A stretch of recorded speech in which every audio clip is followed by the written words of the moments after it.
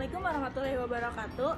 Di sini saya Imelda Novia, perwakilan dari kelompok 5, ingin mempresentasikan atau menjelaskan secara online tentang gunung meletus. Kenapa gunung meletus bisa terjadi, pengertian gunung meletus, atau cara menanggulanginya, sebab akibat. Yuk, kalian yang belum tahu juga bisa lihat videonya. Nama saya Novianti. Gunung meletus adalah suatu fenomena alam yang terjadi akibat adanya endapan magma pada perut bumi yang kemudian disemburkan oleh gas yang memiliki kekuatan yang lebih tinggi. Saya Imelda Novia. Next, yang kedua, ada penyebab terjadinya gunung meletus. Kenapa sih gunung bisa meletus? Apa penyebabnya gunung bisa meletus? Yang gunung bisa meletus disebabkan karena yang pertama, meningkatnya kegemparan vulkanik. Yang kedua, pergerakan tektonik pada lapisan bumi. Yang ketiga, terjadinya deformasi pada perut gunung. Yang keempat, lempeng yang saling berdesakan. Yang kelima, adanya magma yang sangat tinggi sehingga menekan dia untuk keluar. Selanjutnya ada dampak atau akibat dari gunung meletus. Dampak atau akibat ini ada positif dan negatif. Yang pertama, dampak positif. Adanya destinasi wisata baru. Adanya perubahan wilayah dan kondisi alam dari fenomena pasca vulkanik biasanya menjadi daya tarik tersendiri bagi para wisatawan. Yang kedua, ada pasir dan batu jadi bahan bangunan.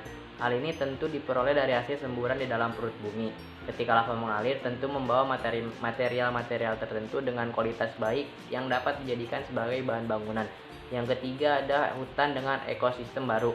Lava yang mengalir dan semburan awan panas dengan abu vulkanisnya tentu memberi perubahan pada ekosistem di sekitarnya, baik binatang dan tumbuhan. Yang keempat, ada tanah jadi lebih subur. Pasir dari hasil semburan gunung meletus akan membawa banyak pasir, serta tanah yang dilalui oleh abu vulkanis akan membuat tanah menjadi subur dan sangat baik untuk bercocok tanam. Yang kelima, ada tambang pasir batu.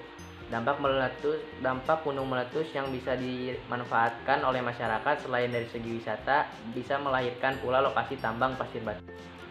Nah, selain dampak positif dari gunung meletus, ada juga dampak negatif. Yang pertama itu ada hewan dan manusia meninggal.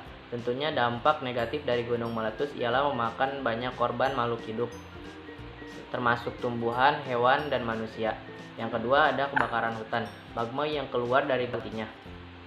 Yang ketiga, ada pencemaran udara. Dampak yang bisa dirasakan hingga ke kota atau negara lain ialah pencemaran udara. Saya Isyaliani Sudiarti, perwakilan dari kelompok 5 akan menjelaskan tentang cara penanggulangannya gunung meletus.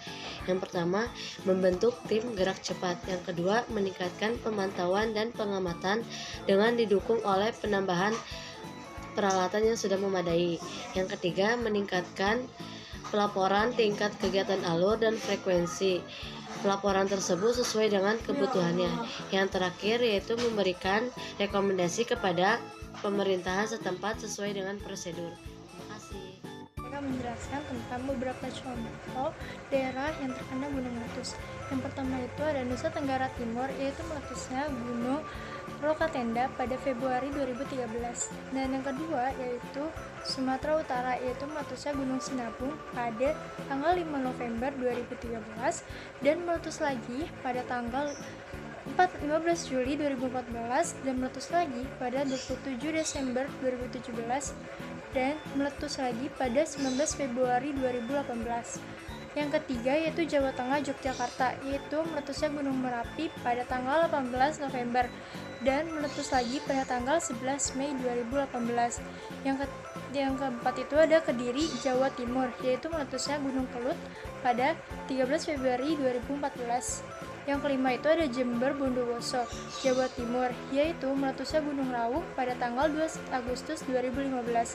Yang keenam itu ada Lombok, Nusa Tenggara Barat, yaitu meletusnya Gunung Barujari pada 27 Desember 2016. Dan yang ketujuh itu ada Ternate, Maluku, yaitu meletusnya Gunung Gamalama pada 3 Agustus 2016.